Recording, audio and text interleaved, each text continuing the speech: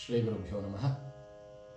ನಿಮ್ಮ ಪ್ರೀತಿಯ ಪುರೋಹಿತರಾಗಿರ್ತಕ್ಕಂತಹ ವಿದ್ವಾನ್ ದಯಾನಂದ ಶರ್ಮ ಮಾಡುವಂತಹ ಅನಂತ ಪ್ರಣಾಮಗಳು. ವರಸಿದ್ಧಿ ವಿನಾಯಕ ಸ್ವರ್ಣಗೌರತೆ ಎರಡೂ ಬರ್ತಾ ಇದೆ. ಇದೇ 26ನೇ ತಾರೀಕು 27ನೇ ತಾರೀಕು ಬರ್ತಾ ಇದೆ.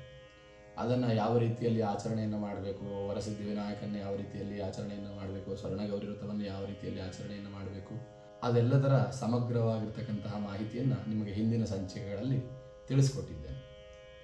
ನಾನೀಗಾಗಲೇ ಹೇಳಿರೋ ಹಾಗೆ ಬರೀ ಗಣಪತಿಯನ್ನು ಕೂರಿಸುವವರು ಯಾವತ್ತು ಗಣಪತಿಯನ್ನು ವಿಸರ್ಜನೆ ಮಾಡಬೇಕು ಅಂತ ಹೇಳಿ ಸಂಶಯ ಇರುತ್ತೆ ಎಲ್ಲರಿಗೂ ಕೂಡ. ಅದನ್ನು ಪರಿಹಾರ ಮಾಡಬೇಕು. ನೋಡಿ, ಬರೀ ಗಣಪತಿಯನ್ನು ಕೂರಿಸುವವರು ಚೌತಿಯ ದಿವಸ ಬುಧವಾರ ದಿವಸ 27ನೇ ತಾರೀಕು ಗಣಪತಿಯನ್ನು ಕೂರಿಸುವವರು ಮಾರನೇ ದಿವಸ ಗಣಪತಿಯನ್ನು ಚೌತಿ ದಿವಸ ಇಟ್ಟರೆ ಪಂಚಮಿಯ ದಿವಸ ವಿಸರ್ಜನೆಯನ್ನು ಅಂದರೆ ಗುರುವಾರ ದಿವಸ ವಿಸರ್ಜನೆಯನ್ನು ಮಾಡಬೇಕು ಅಂತ ಹೇಳಿ ಆ ದಿವಸ ಬೆಳಗ್ಗೆ ಮತ್ತೆ ಗಣಪತಿಗೆ ಷೋಡಶೋಪಚಾರ ಪೂಜಾದಿಗಳನ್ನು ಆಚರಣೆಯನ್ನು ಮಾಡಿ ಸಾಯಂಕಾಲ ಗಣಪತಿಯನ್ನು ಸೂರ್ಯಾಸ್ತ ನಂತರ ಬೀಳ್ಕೊಡಬೇಕು ಅಂತ ಹೇಳಿ ಗಣಪತಿಯನ್ನು ಹೇಗೆ ಬಿಡಬೇಕು ಅನ್ನೋದನ್ನು ಹಿಂದಿನ ಸಂಚಿಕೆಯಲ್ಲಿ ನಾನು ನಿಮಗಾಗಲೇ ತಿಳಿಸ್ಕೊಟ್ಟಿದ್ದೆ. ಇನ್ನು ಸ್ವರ್ಣಗೌರಿಯನ್ನು ನಾವು ಆಚರಣೆಯನ್ನು ಮಾಡ್ತಾ ಇದ್ದೇವೆ, ಗೌರಿಯನ್ನು ಕೂರಿಸ್ತಾ ಇದ್ದೇವೆ, ಜೊತೆಯಲ್ಲಿ ಗಣಪತಿಯನ್ನು ಕೂರಿಸ್ತಾ ಇದ್ದೇವೆ. ಎರಡನ್ನು ಕೂರಿಸಿದಾಗ ಗಣಪತಿಯನ್ನು ಯಾವಾಗ ಬಿಡಬೇಕು ಅಂತ ಹೇಳಿ ನೋಡಿ.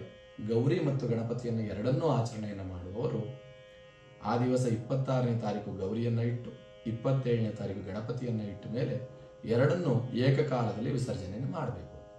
ಯಾವಾಗ ವಿಸರ್ಜನೆಯನ್ನು ಮಾಡಬೇಕು ಅಂತ ಹೇಳಿದ್ರೆ ಮುಂದಿನ ತಿಂಗಳು ಅಂದರೆ ಆಗಸ್ಟ್ ಆದಮೇಲೆ ಸೆಪ್ಟೆಂಬರ್ ಬರ್ತದೆ. ಸೆಪ್ಟೆಂಬರ್ ತಿಂಗಳಲ್ಲಿ 5ನೇ ತಾರೀಕು ತ್ರಯೋದಶಿ ಬರುತ್ತೆ. ಆವತ್ತು ಆ ತ್ರಯೋದಶಿಯ ದಿವಸ ಸೂರ್ಯಾಸ್ತಕ್ಕೆ ಅಂದರೆ ಸೂರ್ಯ ಅಸ್ತವಾದ ನಂತರ ಗೌರಿ ಗಣೇಶ ಇಬ್ಬರನ್ನ ಒಂದೇ ಕಾಲದಲ್ಲಿ ವಿಸರ್ಜನೆಯನ್ನು ಮಾಡಬೇಕು ಅಂತ ಹೇಳಿದ್ದ. ಜಲಾಶಯದಲ್ಲಿ, ನದಿಗಳಲ್ಲಿ, ಕಾಲುವೆಗಳಲ್ಲಿ ಬಿಟ್ಟರೆ ಉತ್ತಮ. ಸಿಟಿಗಳಲ್ಲಿ, ಪಟ್ಟಣಗಳಲ್ಲಿರ್ತಕ್ಕಂತಹ ಜನಗಳಿಗೆ ಅದೆಲ್ಲ ಅವಕಾಶ ಆಗೋದಿಲ್ಲ. ಅವರೇನು ಮಾಡಬೇಕು, ಗಣಪತಿಯನ್ನು ಹೇಗೆ ವಿಸರ್ಜನೆಯನ್ನು ಮಾಡಬೇಕು ಅಂತ ಹೇಳಿ ವಿಚಾರ ಮಾಡಿದ್ರೆ ಒಂದು ಶುದ್ಧವಾದ ತಾಮ್ರದ ಹಿತ್ತಾಳೆಯ ಪಾತ್ರೆಗಳಲ್ಲಿ ಜಲವನ್ನು ತುಂಬಿಸಿಟ್ಟುಕೊಂಡು ಆ ಜಲದಲ್ಲೇ ಆ ಒಂದು ಗಣಪತಿ ಗೌರಿಯನ್ನು ವಿಸರ್ಜನೆಯನ್ನು ಮಾಡಬೇಕು ಅಂತ ಹೇಳಿ. ಗಣಪತಿ ಗೌರಿಯನ್ನು ಏಕಕಾಲದಲ್ಲಿ ವಿಸರ್ಜನೆ ಮಾಡುವರು ಕೂಡ ಗೌರಿಗೆ ಒಂದು ಸಣ್ಣ ಬಾಗಿನವನ್ನು ಸಮರ್ಪಣೆಯನ್ನು ಮಾಡಬೇಕು ಬಿಡುವಂತಹ ಕಾಲದಲ್ಲಿ. ನಂತರ ಗಣಪತಿಗೆ ಗೌರಿಗೆ ಇಬ್ಬರಿಗೂ ಬುತ್ತಿಗಳನ್ನು ಕಟ್ಟಬೇಕು. ಗೌರಿಗೆ ಆ ಒಂದು ಒಬ್ಬಟ್ಟಿನ ಅಂತ ಹೇಳಿದ್ರೆ ಹೋಳಿಗೆಯ ಹೂರಣದಿಂದ ಮಾಡಿರ್ತಕ್ಕಂತಹ ಹೋಳಿಗೆಯ ಜೊತೆಯಲ್ಲಿ ತುಪ್ಪವನ್ನು ಹಾಕಿ ಮೊಸರನ್ನವನ್ನು ಕಟ್ಟಿ ಗೌರಿಗೆ ಆ ಒಂದು ಬುತ್ತಿಯನ್ನು ಕಳಿಸ್ಕೊಡ್ಬೇಕು.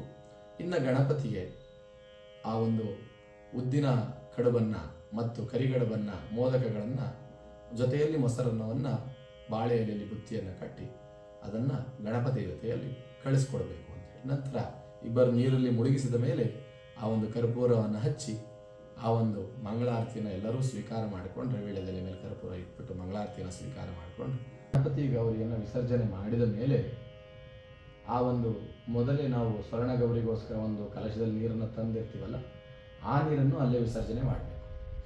ಮತ್ತೆ ಮನೆಯೊಳಗಡೆ ಹೋಗಬೇಕಲ್ವಾ, ಆಗ ಆ ಒಂದು ಜಾಗದಿಂದ ನಾವು ನದಿಯಲ್ಲಿ ಬಿಟ್ಟರೆ ನದಿಯಿಂದ, ಜಲಾಶಯದಲ್ಲಿ ಬಿಟ್ಟರೆ ಜಲಾಶಯದಿಂದ, ಕಾಲುವೆಯಲ್ಲಿ ಬಿಟ್ಟರೆ ಕಾಲುವೆಯಿಂದ ಮತ್ತೆ ಒಂದು ಪೂರ್ಣ ಕಲಶವನ್ನು ಮನೆಗೆ ತೆಗೆದುಕೊಂಡು ಬರಬೇಕು.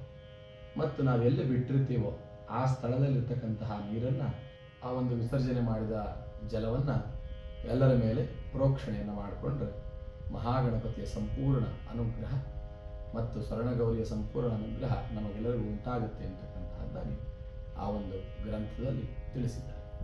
ಸಣ್ಣ ಸಂಚಿಕೆಯನ್ನು, ಮುಹೂರ್ತದ ಸಂಚಿಕೆಯನ್ನು ಮುಗಿಸ್ತಾ ಇದ್ದೇನೆ. ನಿಮಗೆಲ್ಲರಿಗೂ ನಾನು ಹೇಳುವಂತಹ ವಿಷಯಗಳು ಇಷ್ಟವಾಗಿದ್ದರೆ ಶರ್ಮಾ ಆ್ಯಂಡ್ ಶರ್ಮಾ ಎಂತಕ್ಕಂತಹ ನನ್ನ ಚಾನಲನ್ನು ಸಬ್ಸ್ಕ್ರೈಬ್ ಮಾಡಿ, ಲೈಕ್ ಮಾಡಿ, ಬೆಲ್ ಬಟನ್ನ ಒತ್ತಿ ಅಂತಕ್ಕಂಥದ್ದಾಗಿ ಹೇಳ್ತಾ ನಿಮಗೆಲ್ಲರಿಗೂ ನಮಸ್ಕಾರಗಳನ್ನು ತಿಳಿಸ್ತಾ ಸಂಚಿಕೆಯನ್ನು ಮುಗಿಸ್ತೇನೆ. ಶುಭವಾಗಲಿ.